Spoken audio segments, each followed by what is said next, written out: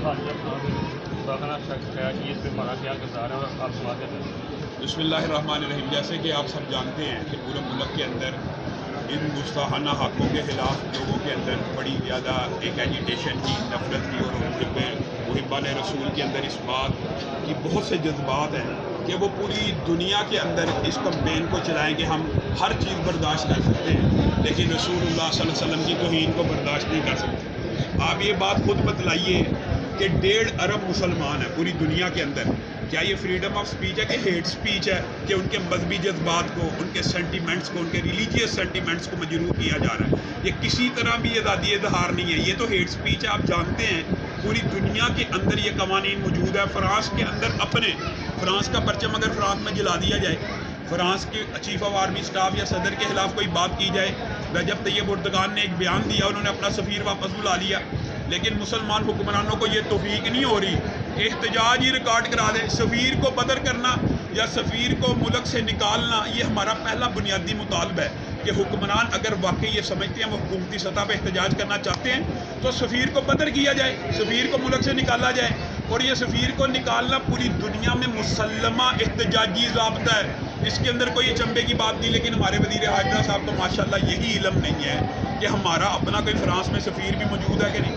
ایک تو سفارتی تعلقات فی الفور منقطع کرنے چاہیے، اور دوسری بات جو پوری امت مسلمہ یہ درد محسوس کر رہی ہے کہ فرانسیسی پروڈکٹ کا بائیکاٹ کیا جائے، تو خان صاحب آگے آئیں، کراچی بندرگاہ کے اوپر، پورٹ کے اوپر ہی فرانسیسی مصنوعات کو نہ اترنے دیں، تاکہ اس وقت پاکستان کے اندر خان صاحب چاہے نا تو نیشنلائزیشن کا اور بی پاکستانی اور بائے پاکستانی کا نعرہ پروموٹ کیا جا سکتا ہے.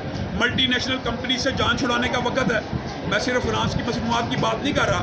اس ٹائم اگر آپ یہ کہ نیشنلزم کو ہی اگر فروغ دینا ہے، اگر آپ کے نزدیک وطن ہی سب سے بڑا خدا ہے، تو یہی کہہ دیں بی پاکستانی بائے پاکستانی پاکستانی خریدا جائے گا، سادہ زندگی گزاری جائے گی. یہ وہ موقع ہے. اگر خان صاحب فرانسیسی مصنوعات کا سرکاری سطح پہ کہتے ہیں نا کہ میں بندرگاہ پہ نہیں اترنے دیتا اور فرانسیسی سفیر کو ملک سے بدر کرتے ہیں، تو یقین مانیے پورے پاکستان کے مسلمانوں کے دل ان کے ساتھ دھڑکنا شروع ہو جائیں گے. آج رجب طیب اردگان کی یہ کیفیت ہے کہ اس نے صرف ایک بیان دیا فرانس کے صدر کے خلاف، اور اس نے کہا تم مسلمانوں کے جذبات سے مت کھیلو، اور تمہارا کوئی مینٹل ایسا ذہنی بحران کا تم شکار ہو، تم نفسیاتی بحران کا شکار ہو، تم اپنا علاج کراؤ. پوری دنیا کی مسلمان امت آج رجب طیب اردگان کو پسندیدگی کی نگاہ سے دیکھتی ہے کہ یہ مسلمانوں کی نمائندگی کر رہا ہے. تو باقی حکمران کہاں پہ ہیں؟ عالم عرب کہاں پہ ہے؟ پاکستان کے حکمران کہاں پہ ہیں؟ وہ سامنے آئے اور مؤثر کردار ادا کریں. اور یہی جو ہے مشن اور قاد لے کے آپ کو پتہ ہے ہم گلی گلی چوک چوک ہر چوراہے پہ جا رہے ہیں، لوگوں کی شادی کر رہے ہیں. اور اللہ کے فضل و کرم سے اگر ضرورت پڑی، سفیر بدر نہ ہوا، فرانسیسی پروڈکٹس کا بائیکاٹ نہ ہوا، تو ملین مارچ انشاءاللہ اسلام آباد کی طرف جائے گا.